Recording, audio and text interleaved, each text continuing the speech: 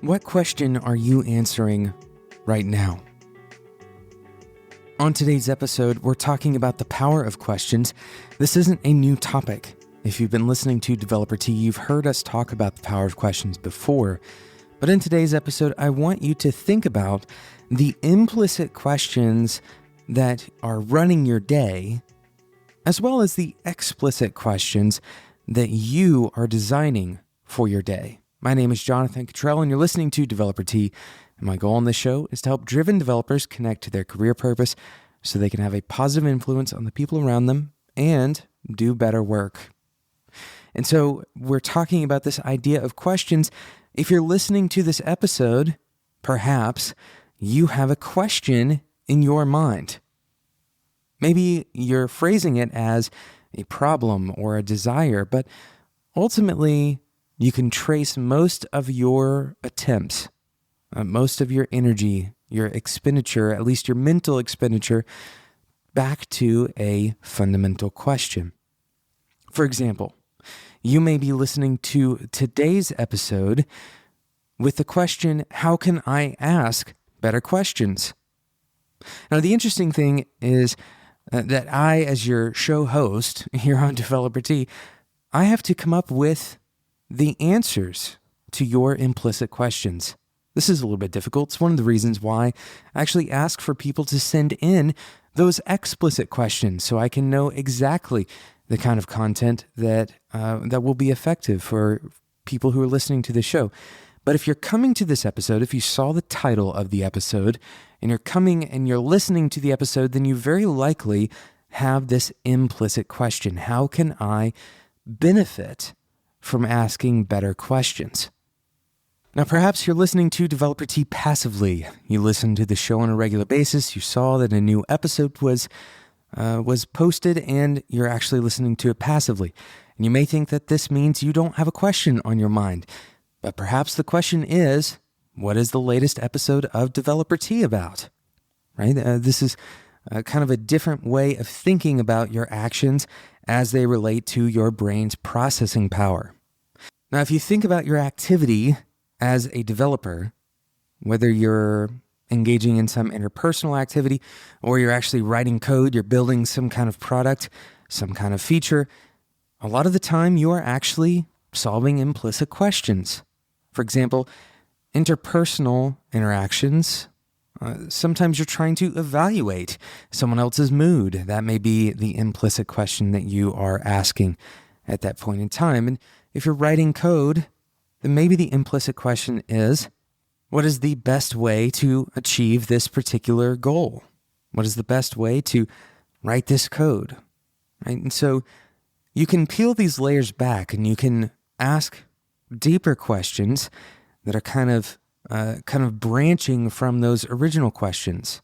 For example, you may have that surface level question of trying to figure out what somebody else's mood is, but the deeper question is, how can I relate better to this person?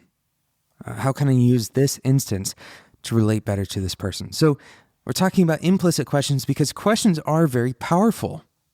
As it turns out, when somebody asks you a question, there's some research to show that they're kind of hijacking your brain for a minute. For example, I may ask you the question, what is your diet plan for today? Now, assuming you're listening to this show and you're not simply dismissing what I have to say, hearing that question almost certainly hijacked your thought processes and actually took all of your thought process, at least for a brief moment. And even the wording of this question may change your behavior for today. It's a big responsibility that I have and that you have when you're asking questions. I ask this question specifically using the word diet because I have a little bit of a hypothesis that most people are going to think about their food in terms of its health benefits rather than in terms of, what they're craving. And the power of questions has been studied. We've talked about it before on the show, but asking questions can have a profound effect on people's behavior. So with this in mind, and since you're always answering questions with your actions and by the way that you're operating in the world, What if you were to choose some explicit questions to ask yourself? That's what we'll discuss right after we talk about today's sponsor, DigitalOcean. DigitalOcean, right up front, is going to offer you a free $100 credit. Hopefully it got your attention. DigitalOcean is the easiest cloud platform to run and scale applications, from effortless administration tools to robust compute, storage, and networking services. DigitalOcean provides an all-in-one cloud platform to help developers and their teams save time when running and scaling their applications. DigitalOcean has predictable and affordable pricing. You can leave complex pricing structures behind, and you'll always know what you're going to pay per month with industry-leading price-performance ratio and a flat pricing structure across all global data center regions. Now let's return to the beginning of what we were talking about, $100 worth of credit. On DigitalOcean, you can get started with that $100 free credit by going to do.co/T. That's do.co/TEA. The letters do.co. Do is in DigitalOcean. Thank you again to DigitalOcean for sponsoring today's episode of Developer Tea. So what are some of the explicit questions that you can ask to completely change your mindset in a given day? For example, you've heard me talk about my morning journaling sessions, and one of the questions that I ask in my morning journaling session is, what am I grateful for? What am I grateful for? I write down 3 things that I'm grateful for. And what this does is it cultivates this habitual sense of appreciation. And this isn't just anecdotal. I didn't just pick this off the shelf and decide to start doing it.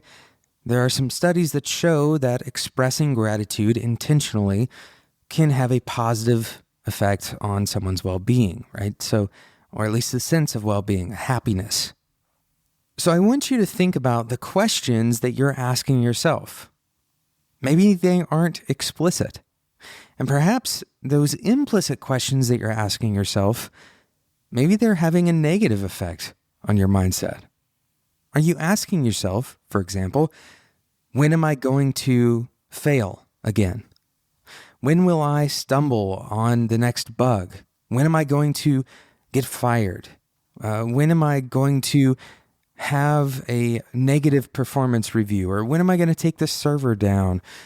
Or when will all of my coworkers find out that, I don't really know a lot about this programming language or this framework? When will I be exposed as a fraud? You may be implicitly asking yourself these questions. These may be fears that you're unwilling to speak out loud, but implicitly your brain is actually processing this. And when you process all of these incoming kind of bombarding questions, especially ones that you don't have control over or have answers for, that can increase your anxiety. It can kind of have a detrimental effect on your state of mind. And so I encourage you to cultivate good questions. For example, what was the best part of my day yesterday? If you focus on this in the morning, then perhaps you can start out with a positive perspective of what happened yesterday. What am I looking forward to today? What strengths do I get to use in my job today? What capabilities do I have that I get to exercise today? What do I plan to learn today? Of course, all of these questions have been pointed at yourself, but I highly encourage you to point these questions towards other people. Who can I help the most today? Who can I give a positive compliment to? Whose day can I make better today?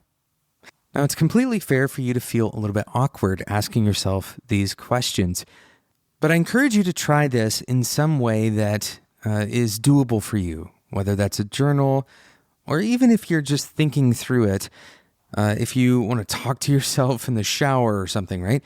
Any way that you can ask these positive questions explicitly, I think you're going to benefit from them. I know I certainly have in my own journaling.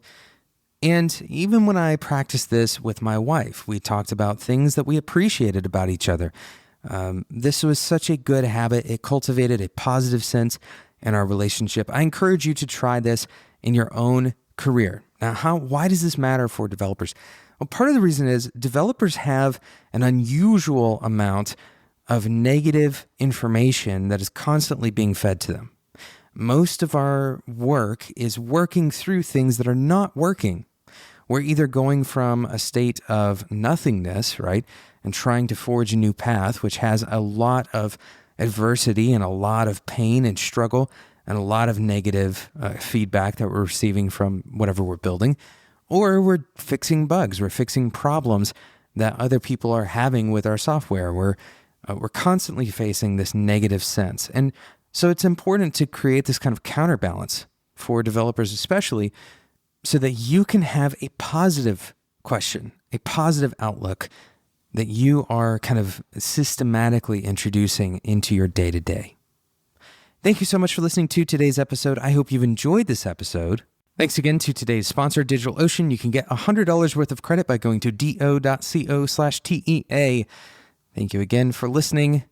If you are enjoying this episode, make sure you subscribe in whatever podcasting app you use. That will ensure that you don't miss out on future episodes just like this one. Thanks so much, and until next time, enjoy your tea.